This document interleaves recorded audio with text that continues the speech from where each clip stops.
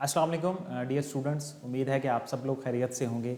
और my name is mister Sohail, your mathematics teacher. और आज का जो हमारा लेक्चर है वो है chapter 7 and that is about coordinate geometry.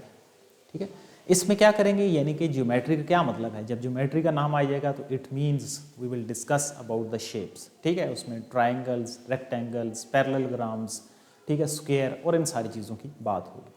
अब इसमें जो पोर्शन है वो दो एक्सरसाइज हैं। पहला आज हम पोर्शन यानी कि 7.1 को आज हम कवर करेंगे।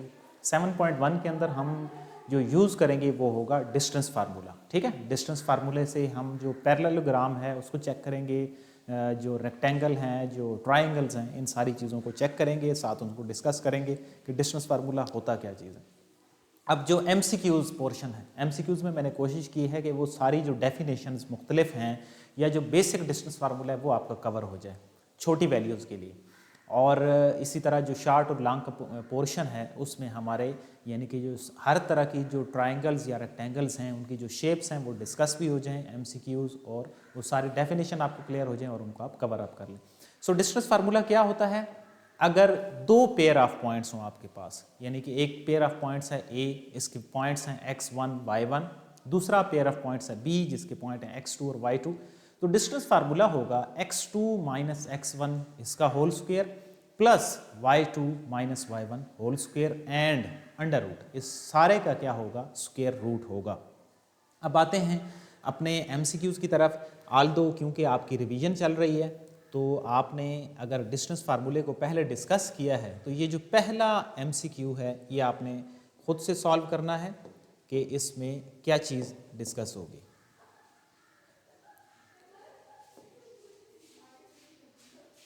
सो कम टू द पॉइंट।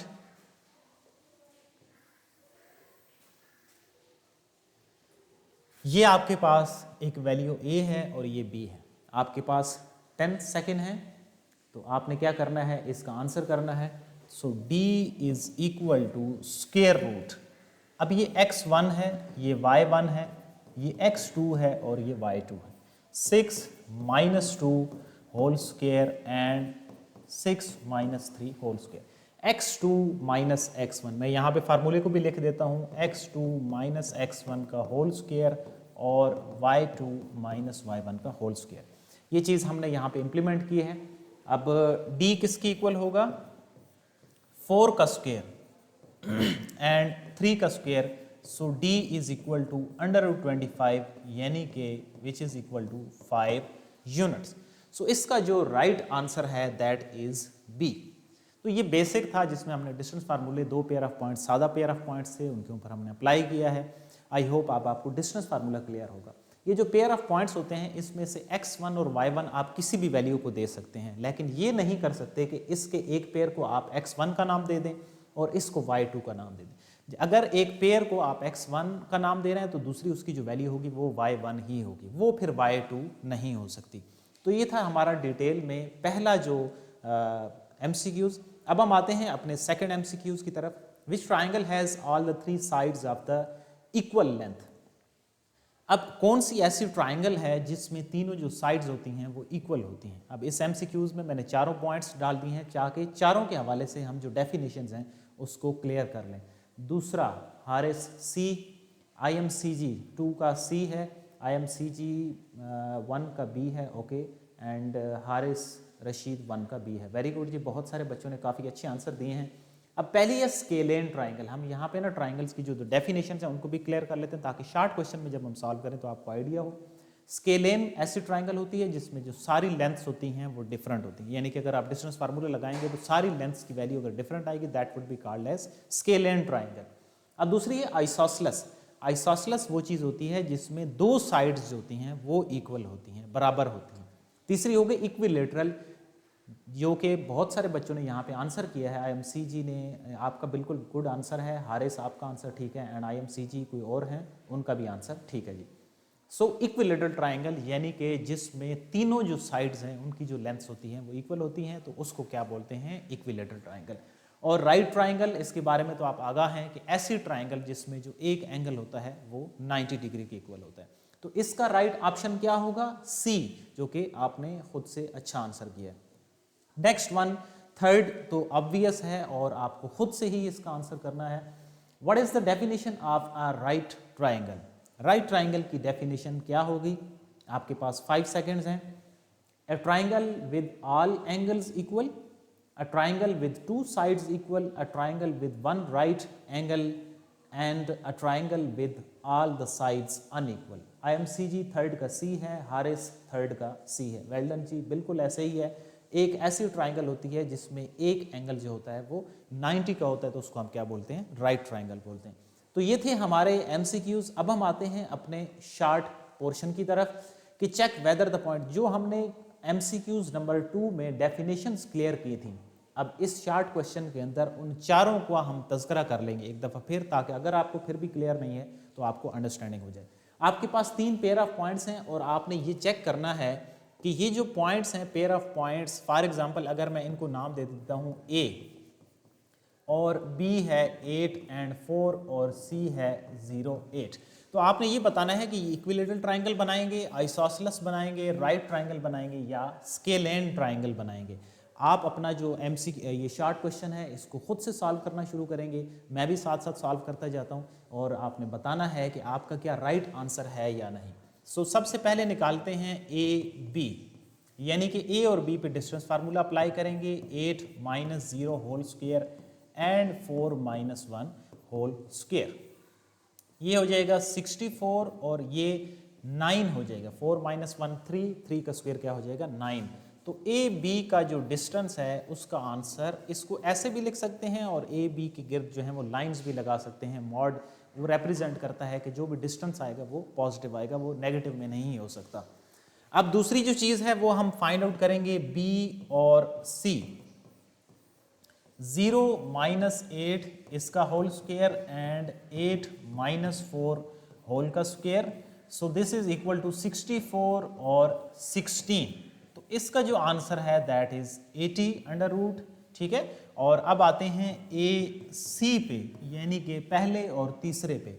सो ये क्या हो जाएगा जी? 0 - 0 whole square and 8 - 1 whole square. So इसका आंसर क्या बनेगा जी? 0 और ये बन जाएगा 49। 0 तो 0 ही रहेगा। सो ए सी की जो लेंथ आ रही है वो आ रही है 7। तो आप खुद से जज कर सकते हैं कि ये किस ट्राइंगल की बात है जिसमें जो तीनों लेंथ्स हैं वो डिफरेंट हैं। पहली जो लेंथ है वो 73√, है। दूसरी जो लेंथ है that is scalene triangle. Haris आपने आंसर किया है कि ये स्केलेन ट्राइंगल है। बिल्कुल आपका आंसर ठीक है कि जिसमें तीनों जो साइड्स हैं अगर वो अनइक्वल आएंगी तो वो स्केलेन कहलाएगी। तो आप ये भी कह सकते हैं कि A B is not equal to B C is not equal to A C. तो तीनों जो हैं वो आपस में एक दूसरे के साथ नहीं हैं, तो ये स्केलेन ट्राइंगल होगी। अगर कोई सी दो इक्वल हो जाती तो आइसोसेलेस हो जाती, अगर तीनों इक्वल हो जाती तो इक्विलेटरल हो जाती। और राइट ट्राइंगल जो है उसका क्राइटेरिया थोड़ा सा डिफरेंट है, वो हम एक क्वेश्चन के अंदर मैं उसको आपको एक्सप्लेन करूंगा। जो लॉन्ग क्वेश्चन है उसके अंदर हम राइट ट्राइंगल का भी तज़किरा करेंगे, लेकिन आपने एक चीज़ याद रखनी है, वो है पैथागोरस थ्योरम। यानी कि पैथागोरस थ्योरम अगर प्रूव हो जाएगा तो वो फिर क्या बन जाएगी? राइट ट्राइंगल, यानी कि एक एंगल 90 का प्रूव हो जाएगा। सो ये था हमारा डिटेल में जो शार्ट क्वेश्चन। अब हम आते हैं अपने नेक्स्ट पोर्शन की तरफ। Check by points distance formula whether the points are collinear or not. ये एमसीक्यूज के लिए भी इंपॉर्टेंट है कि कौन से पॉइंट्स कोलिनियर्स होते हैं। ऐसे पॉइंट्स जो कि एक ही लाइन के ऊपर लाई करेंगे तो वो क्या कहलाएंगे? वो कोलिनियर पॉइंट्स कहलाएंगे। लेट्स से एक पॉइंट है ए, एक पॉइंट है बी और एक पॉइंट है सी। तो अगर सारे पॉइंट्स एक ही लाइन के ऊपर लाई करेंगे तो वो कोलिनियर होंगे, और इनके लिए आपने इस कंडीशन को वेरीफाई करना है। A C is equal to A B plus B C. अगर ये कंडीशन वेरीफाई हो रही है तो आप कह देंगे कि ये कौन से पॉइंट्स हैं? ये कोलिनियर पॉइंट्स हैं। अब हम चेक करते हैं, यानी कि हमारे पास 3 पेयर ऑफ पॉइंट्स हैं। इधर ही मैं इनको नाम दे देता हूँ ए, बी और सी। आपने जो फाइंड आउट करना है वो क्या फाइंड आउट करना है? डिस्टेंस फार्मूला ही लगाना है तीनों पॉइंट्स के ऊपर। पहले आप अलग अलग निकाल लें और फिर इन वैल्यूज़ को हम यहाँ पे लिख देंगे। ए बी 2 - 0 होल स्क्वायर और 3 - 1 whole square. So the answer of A B is equal to 4 plus 4, under root 8 है। अंडर रूट 8 को अगर हम सिंप्लीफाई करें तो ये बनता है 2 अंडर रूट 2। तो ये हमारे पास आप ऐसे समझ लें कि ये पहली जो वैल्यू है वो आ गई है, ठीक है। ये 8 अंडर रूट को हम सिंप्लीफाई कैसे कर सकते हैं? By factorisation. आप 8 का एलसीएम ले लें, अगर 2 4 जार तो ये 2 की पावर 3 है, स्क्वायर रूट के अकॉर्डिंग इसको अगर हम कट करें तो 2 अंडर रूट 2 हमारा आंसर बनता है। अब हम आते हैं अपनी दूसरी वैल्यू के ऊपर और वो है बी सी। 3 माइनस 2 का होल स्क्वायर एंड 4 माइनस 3 का होल स्क्वायर। सो ये बनेगा 1 का स्क्वायर 1 ही होगा, और ये आपके पास सिंप्लीफिकेशन के बाद जो वैल्यू बन रही है वो बन रही है अंडर रूट 2, और ये हमारी दूसरी जो है वो वैल्यू निकल आई। अब हम आते हैं अपनी जो थर्ड वैल्यू के ऊपर और वो है ए सी की जो लेंथ है या उसका जो डिस्टेंस फार्मूला है ए और सी, यानी कि 3 माइनस 0 इसका होल स्क्वायर और 4 माइनस 1 होल स्क्वायर। सो 3 का स्क्वायर 9 और इसी तरह 9 अंडर रूट 18 ए सी। अब इसी तरह अंडर रूट 18 है, इसको हम सिंप्लीफाई कर सकते हैं, आप कैलकुलेटर से भी कर सकते हैं। अंडर रूट 18 अगर आप लिखेंगे तो वो आपको आंसर दे देगा 3 अंडर रूट 2। और दूसरा कौन सा तरीका है जो मैंने आपको यहाँ पे एक्सप्लेन किया है कि 8 अंडर रूट 2 का 8 अंडर रूट है तो उसका आपने एलसीएम लेके सॉल्व किया। अब हमने ये कंडीशन वेरीफाई करानी है कि क्या ऐसा है या नहीं। तो अब कंडीशन में ये हमारे पास कौन सी वैल्यू है? थर्ड वैल्यू है। ए सी की जगह पे उसकी वैल्यू मैं लिख रहा हूँ। ए सी की क्या वैल्यू है जी? 3 अंडर रूट 2, और आगे है ए बी और बी सी। ए बी की वैल्यू क्या है? 2 अंडर रूट 2 है, और इसी तरह 2 अंडर रूट 2। तो यहाँ पे एडिशन जो है ना वो कोई डिफिकल्ट नहीं है, आप इसको ऐसे समझ लें कि ये है 2a है और 1a है, मिलके क्या हो जाते हैं? 3a हो जाते हैं। इसी तरह ये जो वैल्यू है ये 3 अंडर रूट 2 है, और दूसरी साइड पे भी 3 अंडर रूट 2 है। अब ये दोनों जो साइड्स हैं वो आपस में एक दूसरे के साथ इक्वल हैं। इट मीन्स ये जो ए बी सी पॉइंट्स हैं ये कौन से पॉइंट्स हैं? ये कोलिनियर पॉइंट है। अगर ऐसा ना होता, यानी कि ये जो इक्वेशन है ये वेरीफाई ना हो रही होती, तो ये जो तीनों पॉइंट्स होते ये एक लाइन के ऊपर ना होते, नॉन कोलिनियर होते। नॉन कोलिनियर फिर इस तरह के पॉइंट्स हो सकते हैं, ये देखें इस तरह के, यानी यहाँ पे ए है, यहाँ पे बी है और यहाँ पे सी है, वो एक ही लाइन के ऊपर जो है वो पॉइंट्स लाई ना करते। तो ये एमसीक्यूज भी कवर हो गया और आपका जो इंपॉर्टेंट शॉर्ट क्वेश्चन है वो भी इसमें क्लियर हो गया जी। अब हम मूव करते हैं अपना नेक्स्ट पोर्शन की तरफ, और वो जो नेक्स्ट पोर्शन है वो है लॉन्ग क्वेश्चन का। Show that the points A B C D are vertices of rectangle. अब ये जो क्वेश्चन है ये एक तो लॉन्ग क्वेश्चन के लिए इंपॉर्टेंट है, दूसरी जो चीज़ है वो क्या है कि इसके अंदर हमने एक जो राइट ट्राइंगल का डिफरेंट क्राइटेरिया है पाइथागोरस थ्योरम का, एक तो हमने वो डिस्कस करना है, और फिर इसको हमने ड्रा करना है, यानी कि अगर आपको ग्राफ के अंदर फर्दर कोई इशू आता है तो उसको भी हम डिस्कस करेंगे। आपने इस पर ध्यान देना है ताकि आपका ये जो लॉन्ग क्वेश्चन है ये क्लियर हो जाए। तो सबसे पहले तो जो चीज़ है वो क्या है कि रेक्टेंगल क्या होती है। अगर आपको डेफिनेशन क्लियर है फिर तो आप कर सकते हैं, डेफिनेशन क्लियर नहीं होगी तो फिर आपको प्रॉब्लम होगी। रेक्टेंगल क्या है? दो जो सामने वाली साइड्स हैं या अपोजिट जो साइड्स हैं वो इक्वल होनी चाहिए, और इसी तरह दो जो ये वाली साइड्स हैं वो आपस में इक्वल होनी चाहिए। एंड एक और चीज़, जो हर एंगल है वो 90 का होना चाहिए। हर एंगल क्या होना चाहिए? 90 का होना चाहिए। अब जो आप कह सकते हैं कि जो पैरेललोग्राम हो उसमें भी तो दो साइड्स आपस में पैरेलल होती हैं, लेकिन उसमें 90 एंगल वाली जो कंडीशन है वो नहीं होती। बट रेक्टेंगल के लिए वो जो कंडीशन है 90 एंगल वाली वो फिक्स हो गई है। तो हमने उसका जो 90 एंगल है ना वो भी जज करना है, चेक करना है कि क्या वो एंगल 90 भी बन रहा है या नहीं। तो सबसे पहला जो हम काम करेंगे वो क्या करेंगे, वो हम एक डायग्राम बनाएंगे। इसके रेक्टेंगल के जो पॉइंट्स हैं उसको हम यहाँ पे ड्रा करते हैं। तो एक तो पॉइंट ड्रा भी आप कर लेंगे और फिर उसको आप वेरीफाई भी कर लेंगे। तो पहला पॉइंट है, यहाँ पे वैल्यू होती है 0, और यहाँ पे 1 2 3 4 5 x की जो वैल्यूज़ हैं वो पॉजिटिव होती हैं, दूसरी साइड पे नेगेटिव होती हैं। ऊपर जो वैल्यूज़ होती हैं वो y की पॉजिटिव होती हैं 5 6 7, और नीचे जो होती हैं वो y की वैल्यूज़ नेगेटिव होती हैं। मैंने थोड़ा इसको इंक्रीज़ कर दिया ताकि आपका कोई पॉइंट रह ना जाए। -1, -2, -3 और -4। अब पहला पॉइंट कौन सा है, 1 और 2, यानी कि x की वैल्यू 1 है और y की वैल्यू 2 है, तो इस जगह पे पॉइंट आ जाएगा। दूसरा पॉइंट है कि x की वैल्यू 7 है, सॉरी इसको थोड़ा सा इंक्रीज करना पड़ेगा, 6 और 7, x की वैल्यू 7 एंड y की वैल्यू 2, तो ये जो पॉइंट होगा ये इसी के सामने आ जाएगा। तीसरा पॉइंट है x की वैल्यू 7 और y की वैल्यू 8, तो ये ऊपर जो है ना वो इधर यहाँ पे 8 होगा, तो इसके सामने ये पॉइंट आ जाएगा 8 के सामने। और चौथा कौन सा पॉइंट है, x की वैल्यू 1 और y की वैल्यू 8, तो ये यहाँ पे ऑलमोस्ट पॉइंट आ जाएगा। अब हम इनको आपस में कनेक्ट करते हैं और फिर हम इनको जज करेंगे कि ये जो है वो क्या रेक्टेंगल बन रही है या नहीं। तो ये कौन से पॉइंट थे, ये A पॉइंट था, ये B point, C and D, सारे पॉइंट्स हमने ड्रा कर लिए हैं। अब हम आते हैं अपने पोर्शन की तरफ कि हमने इसको चेक करना है ये रेक्टेंगल है या नहीं, और दूसरा क्या चीज़ प्रूव करनी है कि इसके जो डायगोनल्स हैं, diagonals are equal in length. दो चीज़ें, दो काम हमने करने। पहला काम करते हैं जी, AB। अब डिस्टेंस फार्मूला जो है ना वो काफ़ी हद तक आपको क्लियर हो गया, तो मैं एक दो स्टेप शार्ट करके करूंगा ताकि इस पेज सारे के ऊपर आपका ये पूरा जो क्वेश्चन है वो क्लियर भी हो जाए और आपको समझ भी आ जाए। तो AB मीन्स 7 - 1 होल स्क्वायर और 2 - 2 होल स्क्वायर। सो AB की जो लेंथ है 7 - 1 क्या होता है, 6 का स्क्वायर होता है, और 2 - 2 जो होगा वो तो 0 हो जाएगा, तो ये बन रहा है 6 का स्क्वायर का अंडर रूट, यानी कि AB की जो लेंथ है that is equal to 6। Square और अंडर रूट आपस में कट जाएंगे। अब हम आते हैं अपने दूसरी वैल्यू की तरफ, और वो जो दूसरी वैल्यू है वो होगी BC की। अब कौन से पॉइंट हमने निकालने हैं, AB निकालना है, BC निकालना है, DC निकालना है और AD निकालना है।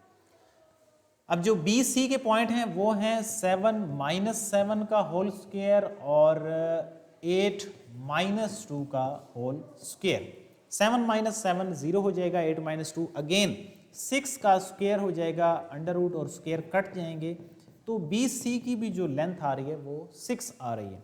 अब हम आते हैं अपनी जो थर्ड वैल्यू है उसकी तरफ, और वो थर्ड वैल्यू कौन सी है, CD है या DC है। क्योंकि जब आप डिस्टेंस फार्मूला लगा रहे होते हैं तो आप DC लिखें या CD लिखें उससे कोई फर्क नहीं पड़ता। हाँ, अगर हम वेक्टर्स को डिस्कस कर रहे हों तो फिर वो डायरेक्शन मैटर करती है, जो कि आपका यहाँ पे टॉपिक नहीं है, वो 10th क्लास में है। तो हम CD पे डिस्टेंस फार्मूला लगाते हैं 1 - 7 एंड 8 - 8। तो ये भी इसी तरह मैं इसको -6 का जो स्क्वायर है ना, -6 का स्क्वायर भी पॉजिटिव ही हो जाएगा। कैसे, माइनस हो और पावर जो हो वो अगर इवन हो तो वो आंसर पॉजिटिव बन जाता है। तो 6 का स्क्वायर अगेन जो आंसर है ना CD का वो भी आ रहा है 6। अब हम आते हैं, एक चीज़ हमारा एक पॉइंट रह गया है और वो है AB भी हो गया, BC भी हो गया है, CD भी हो गया है, AD हमारा जो पॉइंट है वो रह रहा है। तो हम AD को फाइंड आउट करते हैं, उसकी वैल्यू को देखते हैं कि वो क्या आ रही है। अब AD की वैल्यू क्या है जी, 1 - 1 इसका होल स्क्वायर और 8 - 2 का होल स्क्वायर।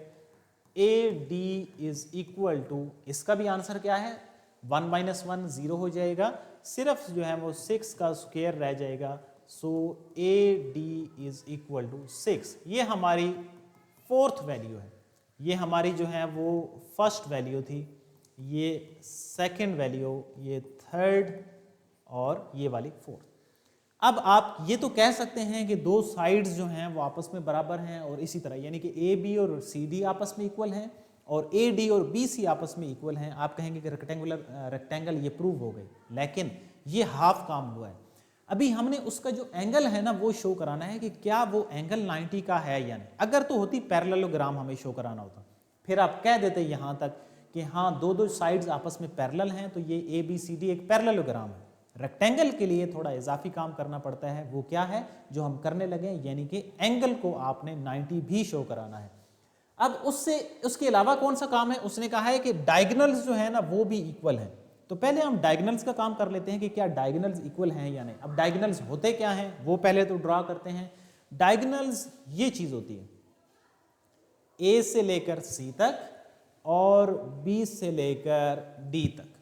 ये हो गए हमारे दो डायगोनल्स। अब उसने क्या कहा है कि डायगोनल्स को शो करें क्या वो इक्वल हैं या नहीं। अब पहले हम डायगोनल्स को देखते हैं जी। तो ये इंपॉर्टेंट आपका लॉन्ग क्वेश्चन है, यानी कि आपका ये जो 4 पॉइंट्स हैं ये 4 मार्क्स के हो गए, डायगोनल्स 2 निकालेंगे 6 मार्क्स हो गए, और आगे जो बाय पैथागोरस थ्योरम आप उसको रेक्टेंगल शो करेंगे उसका 1 मार्क्स, और एंड पे एक स्टेटमेंट आप लिखेंगे कि ये रेक्टेंगल है उसका 1 मार्क्स। तो ये टोटल 8 मार्क्स का आपका क्वेश्चन तब जाके पूरा होता है, यानी कि जिस तरह मार्क्स की डिस्ट्रीब्यूशन होती है एग्जाम पॉइंट ऑफ व्यू से। तो हम प्रूव करते हैं जी ए सी को। अब ए सी जो है मीन्स इन दो वैल्यूज की बात हो रही है, 7 माइनस 1 होल स्क्वायर और 8 माइनस 2 का whole square. So this is equal to 6 का स्क्वायर एंड 6 का स्क्वायर, यानी कि ए सी का जो आंसर है दैट इज इक्वल टू √72। अब एक डायगोनल तो निकल आया, अब दूसरा डायगोनल निकालते हैं, वो है बी डी। अब जो बी डी डायगोनल है इसमें क्या होगा, 1 माइनस 7 और 8 माइनस 2। तो यहां पे अब 1 माइनस 7 का आंसर क्या बनेगा, 6 का स्क्वायर बनेगा, यानी कि 36 बनेगा, और ये भी 36 बनेगा। तो मैं यहां पे इसको डायरेक्ट लिख रहा हूं कि 72 जो अंडर रूट है ये इसका आंसर है, और पहला जो डायगोनल था उसकी वैल्यू भी 72 अंडर रूट आ गई। तो अब यहां से क्या प्रूव हो गया कि डायगोनल्स तो दोनों सेम आ गए, यानी कि ये वाली जो चीज थी ना ये हमने फाइंड आउट कर ली। आप इधर लिख देंगे कि A C is equal to B D, diagonals are same, ठीक है, उनकी लेंथ निकल आई। अब हमने जो रेक्टेंगल के लिए जो पार्ट रह गया था वो था 90 एंगल। अब 90 एंगल के लिए ये देखिए, अगर आप गौर करें तो ये देखिए, मैं इसको थोड़ा सा मार्क भी कर देता हूं। ये जो मार्क मैंने कर दी है ना, ये क्या बन रही है, एक राइट ट्राइंगल बन रही है, ए बी और सी। तो ये एक राइट ट्राइंगल है, और इसी तरह एक दूसरी राइट ट्राइंगल कौन सी होगी, ए डी सी। लेकिन राइट ट्राइंगल के लिए हमें एंगल शो कराना है कि क्या वो एंगल 90 है या नहीं। तो हमने ए बी सी को हम डिफाइन करते हैं, उसमें हम एंगल 90 शो करा देते हैं बाय पैथागोरस थ्योरम। अगर ऐसा हो जाए तो फिर तो हम कह देंगे कि एंगल भी 90 का है, बट अगर वो एंगल 90 का ना आया, यानी कि पैथागोरस थ्योरम अप्लाई ना हुआ, तो फिर वो प्रूव नहीं होगा। तो देखते हैं जी, हम कंसीडर कर रहे हैं ट्राइंगल ए बी सी को। ट्राइंगल ए बी सी में पैथागोरस थ्योरम के क्या मतलब होना चाहिए कि ए सी का जो स्क्वायर है, यानी कि हाइपोटेन्यूज का जो स्क्वायर है that is equal to A B का स्क्वायर और बी सी का स्क्वायर। तो ए सी की वैल्यू हमारे पास निकली हुई है जो कि √72 है, और ए बी की जो वैल्यू है वो हमारे पास पहले हमने निकाली हुई थी, वो क्या थी, 6 का स्क्वायर है, और इसी तरह बी सी की भी जो वैल्यू है वो 6 का स्क्वायर है। अब ये और ये कट गए, और 72 इज इक्वल टू 36 प्लस 36, यानी कि 72 इज इक्वल टू 72। ये जो पैथागोरस थ्योरम ट्रू हो रहा है ना, ये इंप्लाइज कर रहा है कि एंगल जो B है वो 90 की इक्वल होता है, ठीक है, यानी कि यहाँ पे जो एंगल है वो 90 है, ये प्रूव हो गया। अगर ये एंगल 90 है तो इसका मतलब ये है ये राइट ट्राइंगल है, तो फिर उसके अकॉर्डिंग हम कह सकते हैं कि जो सारे इसके एंगल होंगे वो क्या होंगे, वो 90 डिग्री होंगे। हमारा एक से ही हम अज्यूम कर लेते हैं कि ए डी सी भी राइट ट्राइंगल है। तो अब नीचे क्या लिखेंगे, इम्प्लाइज दैट। अब इस सारे से क्या नतीजा निकला है कि A B C D is a rectangle. अब एक कंफ्यूजन ये आती है कि रेक्टेंगल है तो इसका मतलब ये है कि ये जो दो साइड्स हैं इनकी लेंथ इक्वल होनी चाहिए, और ये जो दो हैं इनकी इक्वल होनी चाहिए, तो इसमें तो चारों इक्वल हैं। तो आप ये स्पेसिफिक केस है, ये स्क्वायर भी हो सकता है। अगर आपको कंफ्यूजन हो तो वैसे स्क्वायर क्या होता है, जिसमें सारी लेंथ्स जो हैं वो इक्वल हो। आप रेक्टेंगल लिखें और ब्रैकेट में आप बेशक अगर स्क्वायर लिखना चाहें तो वो भी लिखते हैं, लेकिन हमारा जो इस क्वेश्चन के अंदर काम था वो क्या प्रूव करना था, रेक्टेंगल प्रूव करना था, स्क्वायर प्रूव करना नहीं था। लेकिन मैंने आपको समझा भी दिया कि अगर आपको कंफ्यूजन इससे होती है वैसे जो आप मैक्सिमम क्वेश्चन करेंगे उसमें यही होगा कि दो जो लेंथ्स होंगी वो आपस में एक दूसरे के साथ इक्वल वैल्यू आएंगी और बाकी जो दो होंगी उनकी लेंथ्स आपस में इक्वल आएंगी। बट ये उसने क्योंकि डायगोनल्स और स्क्वायर सारा मिला के क्वेश्चन दिया हुआ है तो उस वजह से आपने कंफ्यूज नहीं होना। ये आपने जो काम करना है आपने वही किया है। अगर आपको कंफ्यूजन हो रही है तो ब्रैकेट के अंदर आप बेशक रेक्टेंगल के साथ स्क्वायर भी लिख सकते हैं। तो ये था हमारा डिटेल में लॉन्ग क्वेश्चन जो कि बहुत इंपॉर्टेंट है। अब आपका जो होमवर्क है वो क्या है कि आपने 7.1 का एक कोई क्वेश्चन पैरेललोग्राम के रेफरेंस से सॉल्व करना है, दैट इज क्वेश्चन नंबर 9। या तो क्वेश्चन नंबर 9 कर लें या 10 कर लें, तो उससे आपकी ये जो एक्सरसाइज होगी, ये जो डिस्टेंस फार्मूला का जो पोर्शन होगा वो 100% क्लियर हो जाएगा। So this is all from my side, see you in the next topic with next class and that would be 7.2। But do your assignments ताकि 7.2 जो है वो आपको क्लियर हो जाए। टिल देन अल्लाह हाफिज़।